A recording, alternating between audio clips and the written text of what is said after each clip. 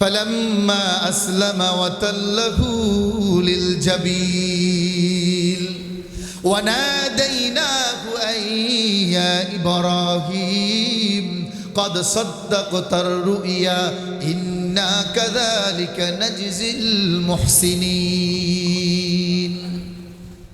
আল্লাহ রাব্বুল আলামিন বলেন, যখন ইব্রাহিম আলাইহিস সালাম আমার পয়গম্বর ইব্রাহিম তার সন্তান ইসমাইলকে মিনা প্রান্তরিণী মাটিতে শোয়া যখন জবাই করতে যাবে, যেই মাত্র ইব্রাহিম আলাইহিস সালাম তার ধারালো ছুরি তার সন্তান ইসমাইলের গলার মধ্যে ঘষাইতে লাগলো। মুফাসসিরে কেরামগণ বলেন, একবার দুইবার তিনবার ঘষানোর পরে যখন কাটে না, ইব্রাহিমের ছুরি হাত থেকে নিক্ষেপ করলো, কিন্তু ইব্রাহিমের ছুরির দাঁড়ালোর আঘাতে পাথর দ্বিখণ্ডিত হয়ে গেল। আল্লাহু আকবার। আবার ইব্রাহিম আলাইহিস সালাম তিনি যখন নবী ইসমাইলের গলার মধ্যে ছুরি চালাইতেছে, এরপরেও ছুরি দিয়ে তার গলা কাটে না। আল্লাহ রাব্বুল আলামিন বলেন, ফালাম্মা আসলামা ওয়া তাল্লাহু লিল জাবিল ওয়া নাদাইনাহু আইয়া ইব্রাহিম। আল্লাহ রাব্বুল আলামিন বলেন, আমার খলিল ইব্রাহিম তার সন্তান ইসমাইল, তারা দুজন যখন আমি আল্লাহর কাছে, আমি আল্লাহর নিকটে, আমি আল্লাহর কুদরতি পায়ের নিচে যখন তারা আত্মসমর্পণ করলো, তারা দুজনে, আল্লাহ রাব্বুল আলামিন বলেন, তারা যখন আমি আল্লাহর কুদরতি পায়ে আত্মসমর্পণ করলো, ওয়ানাদাইনাহু আইয়া ইব্রাহিম কদ সাদ্দাকাতার রুইয়া, আল্লাহ বলেন, ও ইব্রাহিম, আমি তোমাকে স্বপ্নে দেখাইছি তোমার সন্তানকে আমার রাহে তুমি কুরবানি করতে, জবাই করতে দেখেছো, কিন্তু জবাই হয় নাই।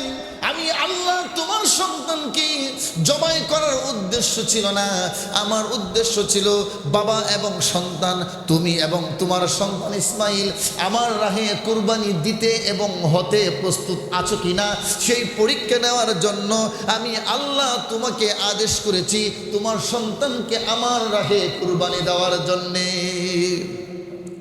এরপর আল্লাহ রাব্বুল আলামিন জিব্রাইলকে ডেকে বললেন, জিব্রাইল যাও, জান্নাত থেকে দুম্বা এনে ইসমাইলকে সরায়া দাও, আর সেখানে একটা ইসমাইলের পরিবর্তে ইব্রাহিমের সন্তান ইসমাইলের পরিবর্তে একটা দুম্বা কুরবানি করে দাও। তাহলে এই কুরবানির মূল উদ্দেশ্য হলো আত্মসমর্পণ। কি? আর একটু জোরে বলেন, আরো জোরে বলেন, কুরবানির মূল উদ্দেশ্য কি? কুরবানির মূল উদ্দেশ্য হলো আত্মসমর্পণ। এবার আমার ওই তেলাওয়াতকৃত হাদিসের মধ্যে আল্লাহ রাসূলকে জিজ্ঞেস করেছিল যে ইয়া রাসূলুল্লাহ, কুরবানিটা কি? রাসূল বলেছিল, তোমাদের পিতা ইব্রাহিমের সুন্নাহ। তাহলে ইব্রাহিমের সুন্নাহ, জবাই করি গরু, জবাই করি খাসি, জবাই করি দুম্বা, জবাই করি উট, জবাই করি মহিষ, আর গোশত খাই আমি, হাড্ডিও নেই আমি, চর্বিও নেই আমি, চামড়ও নেই আমি, সব কিছু আমার। তাহলে এখানে পশু জবাইয়ের মাধ্যমে ইব্রাহিমের সুন্নাহ কেন আসবে? এর উদ্দেশ্য হলো আল্লাহ কোরআনের আয়াত নাজিল করে জানিয়ে দিলেন, ফালাম্মা আসলামা ওয়া তাল্লাহু লিল জাবিল, ইব্রাহিম এবং তার সন্তান ইসমাইল তারা উভয়জন যখন আমি আল্লাহর কাছে আত্মসমর্পণ করলো, আমি আল্লাহ এই বিনিময়ে এর উপরে খুশি হয়ে আমি আল্লাহ ইসমাইলের পরিবর্তে কুরবানি কবুল করে নিয়ে আমি সেখানে ইসমাইলকে উঠাই দিলাম, জান্নাতের দুম্বা সেখানে কুরবানি করে দিলাম। তাহলে আত্মসমর্পণ। তাহলে কি আসলে কুরবানির মাধ্যমে আত্মসমর্পণ করতে হবে। এখন যদি সারা বছর বেনামাজি ছিলাম, ঈদের দিনে যদি বেনামাজি, সারা বছর সুদ খাইলাম, ঈদের দিনও সুদি, সারা বছর ঘুষ খাইলাম, ঈদের দিনও ঘুষখোর, সারা বছর জিনা ব্যভিচারে লিপ্ত ছিলাম, ঈদের দিনও সেটার মধ্যে, সারা বছর জুলুমের মধ্যে লিপ্ত ছিলাম, জালেম ছিলাম, জুলুম করেছি, ঈদের দিনও যদি জুলুম করি, সারা বছর বেপর্দা ছিলাম, ঈদের দিনও বেপর্দা, সারা বছর পরকীয়ার মধ্যে লিপ্ত ছিলাম, ঈদের দিনও যদি পরকীয়ার মধ্যে লিপ্ত থাকি, তাহলে হের কুরবানি দেওয়া দরকারটাই কি? কথা বলেন ঠিক কিনা? আল্লাহ তো বলছেন আত্মসমর্পণ। সারা বছর নামাজ পড়ি নাই, সারা বছর সুদ খেয়েছি, সারা বছর ঘুষ খেয়েছি, সারা বছর অন্যায় করেছি, সারা বছর জুলুম করেছি, সারা বছর এতিমের সম্পদ গ্রাস করে নিজের করে নিয়েছি, সারাটা বছর মানুষের উপর অত্যাচার করেছি, সারা বছর বেপরদায় চলেছি, পরকের মধ্যে লিপ্ত ছিলাম। এবার বলেন তো এই সবগুলো করার মধ্যে কি আত্মসমর্পণ আছে নাকি নাই? আত্মসমর্পণ আছে। সারা বছর সে এগুলো করলো, ঈদের দিনে যদি এগুলাই করে তাহলে তার মধ্যে কি আত্মসমর্পণ আছে নাকি নাই? নাই। তা যদি আত্মসমর্পণ না থাকে, আল্লাহ বলছেন আত্মসমর্পণ যখন তোমরা আমার কাছে করবা তখন আমি আল্লাহ তোমাদের কুরবানি কবুল করব। এবার বলেন তো ফাইনালি পরিপূর্ণ আত্মসমর্পণ করার দ্বারা আল্লাহর নৈকট্য হাসিল করা যায় নাকি শুধু আত্মসমর্পণ বাদ দিয়ে পশু জবাইয়ের মাধ্যমে আল্লাহর নৈকট্য হাসিল করা যায়? একটু জোরে বলেন।